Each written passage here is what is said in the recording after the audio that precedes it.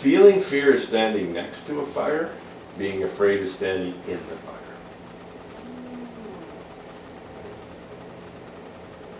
Yeah. So we find so many of society's biggest troubles are really just misunderstandings. Mm-hmm. Big time, yes. That's all, right? See, they don't know the difference between that, right? They think they're one and the same. And if you think they're one and the same, that's going to skew everything off kilter, right? Because we run away from fear. Cool story. I'll see if I can. I've only told the story all out loud once. So this person was taken prisoner by the rebel, and he was kept in this cell, pitch dark. Right? And the only time that there's even just a little bit glimmer of light when they opened this little trap door. It was one of these old cells that are made out of brick and stone, and the steel door, you're like clang shut, right? Cold concrete floor, right? Kind of damp. And there was this little metal door, almost like a doggy door in the bottom. And they would open this metal door and they would slide in this dish of what they called food for the day. And whenever they would open this door, there would be just a little bit of light would begin to illuminate this guy's little cell, just a tiny little cell. And what he could see in the corner right by the door was a snake coiled up. You could just kind of see the outline of it, right? And they would open the door, and they would take this food, and they would kind of had this little stick that they would slide the plate in past the snake, and then he would eat the food. And then the door would slam shut, and he's back in the darkness, right? All he knew was he was in this little prison cell in darkness with a snake. And obviously he was afraid of the snake. And he would stay right in the corner as far away as he could get from the snake, even though it wasn't far away because the cell was so small. But there's this snake in the cell with him. And he was just right tight into the corner, living in fear of this snake. And every day, the trap door would open a little bit, right? He would get a glimmer of this shape of this snake. He would slide the food past the snake. And he would eat the food. He'd come out just far enough to get the plate, and then he'd go right back to the corner, because when it's dark, you have no idea where the damn snake is. But he lived in fear. He was afraid. And this went on for, days, weeks, months, who knows?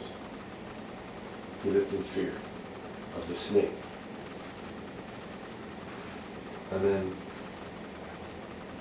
one day, see, I lived this way. For myself, I lived a very fear-based life, which most people do. Constantly looking for things to be afraid of. Right?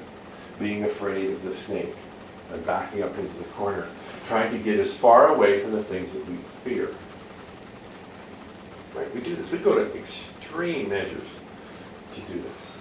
Right? Picking on the poor guys over here in Bellamy Hill. Right? Many of them are running from their snakes. And many times those snakes are those memories we have, right? Those charged memories, right? We're afraid of those, right? And we often don't see them clearly. And we don't, like there's no warning when they come, right? Poof, they're there. And when they envelop us, it's like we're right in the middle of this big boa constrictor, right? And that's what it feels like, doesn't it? It feels like we're being constricted from something that we don't even really know what it is, other than it's a snake. And then for some reason, it will release for a moment, and then we scurry back into the corner. Right? And we try and protect ourselves from that, but it's hard to protect yourselves from it because you don't know where the damn snake is. Right? If you can see it coming, you can do something, but you don't know where it is. A good percentage of the people that are on Bellamy Hill, that are workaholics, that go from relationship to relationship, to go from job to job, to kill themselves trying to earn more and more money, all that stuff. Like many times, it comes from a desire to get away from things that they fear. Right? As far away as they get from things that they fear. Because I don't know where it is, I don't know when it'll come, and when it comes, I don't know how long it'll stay. Right? And I sure as hell not going to look at it, because I'm trying to get away from it. Right? I don't have eyes coming out the cheeks of my butt because I'm running away from it. So, Well, I'm sure as hell not going to run towards it because that's just stupid, right? Mostly because I don't know what will happen if I do. If I actually did stop, this is good. If I actually did stop and turn and look at it, rather than run from it. And if I was insane enough to not only stop and turn and look at it, what if I actually started to run towards it? Are you crazy? I'm not going to do that. Because fear is powerful, right? And then one day, and he doesn't know how it happened, maybe one of the jailers was leaning against the wall having a smoke. And he just kind of slide his shoulder on the light switch on the outside of his cell that actually powered an incandescent bulb hanging from the ceiling. Of course, the prisoner, he never was there. It never turned on. But this guard actually kind of leaned against this switch, and it turned the switch on just for a moment. Just like flash, flash, right? But in that moment, the prisoner saw the snake. In that moment, the prisoner's awareness expanded so he could see the snake in the fullness of the light. Not just a little crack under the door, but the fullness, just for a moment.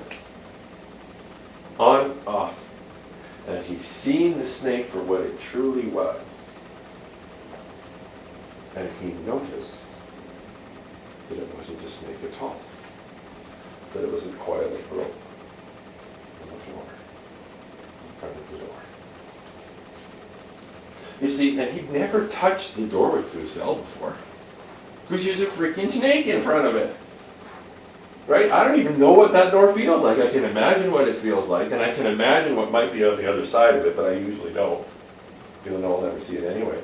And I'm definitely not going to go try that door and come close to it because there's a snake in front of it. But the light switched on just for a moment. And in that moment, he discovered the truth. And that was that the snake was just a coil of rope. But the switch was off again, and he was plunged back into darkness. But now he knew. He knew the snake was actually a rope. And even though he was in the same environment as he was before, the room was dark, the walls were still cold and damp and clammy, he was cold all the way through. He could never be afraid of the snake again because he knew it wasn't a snake, it was a rope, right? You see, that's what we do when other people are brought into our presence. That's what we do when other aspects of ourselves present themselves to us. When I see you here, when I see the people in Tim Hortons, when I see the people in the plane, in the bus, in the street, I see opportunities to heal myself. And for me, one of the best ways to do that is to turn on the light switch. Right? Because I may be walking by them. Right? Just walking by. So they're in my presence for what, 2 or 3 or 4 seconds or whatever, right? And I mean, I have the opportunity to talk to them. But if I can shine bright enough, right, through every piece of healing that you do, every piece of pain that you feel, and you choose it to be something different, right, to be a doorway rather than a prison wall, right, if you're going to walk through that, you're brighter. And even when you just walk by somebody, just for that moment, your brightness illuminates their self. Then you go, how much difference, I'm walking by them, what difference could I make, right?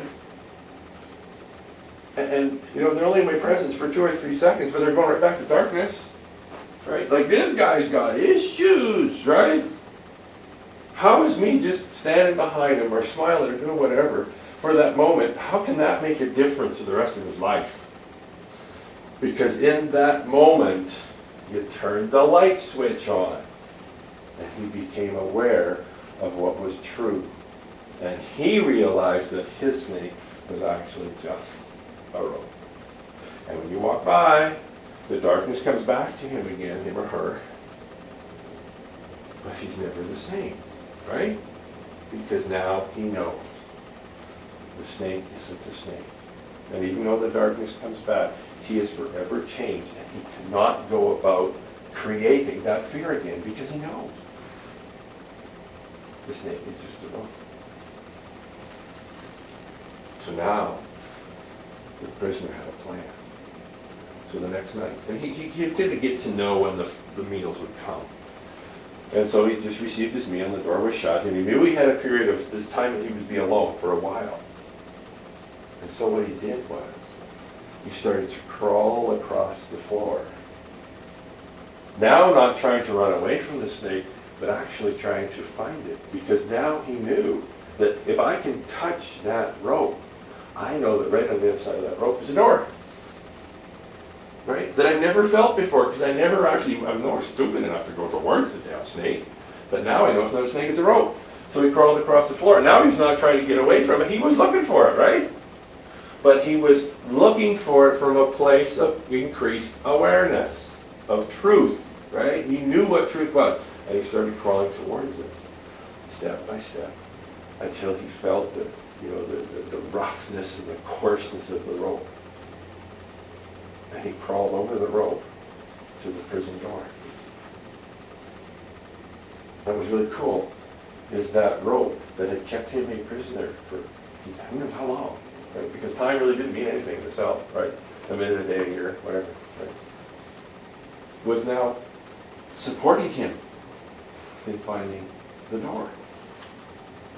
And he began to feel the door. Really didn't know why, but just, what is this, and maybe there's some weakness I could find or something like that, right? So he starts feeling the door. And as he's feeling it, he kind of leans on it a little bit. And the door swings open. And that was easy. It just swung open, right? And whoa! And he stepped out of the cell for the first time, right? And he looked back at this door, this steel door, this heavy steel door. And what he realized was the latch that closed it was years ago rusted away and fell off. And the door was never, ever locked. But the snake kept him from knowing that. But the moment that light switched, just for that moment, everything changed for him. And that which he feared the most became that which was the doorway, or the facilitator for him discovering the door that was so solid was never locked in the first place. And with a little push, it opened and he escaped. That's what fear is. Fear is simply unawareness. Right? That's what being afraid is an awareness. Right? And if we can flick on that switch, if in these 2 days we can flick on that switch as many times as we can for you guys, you will never be the same. Because you now know the truth. It is wonderful.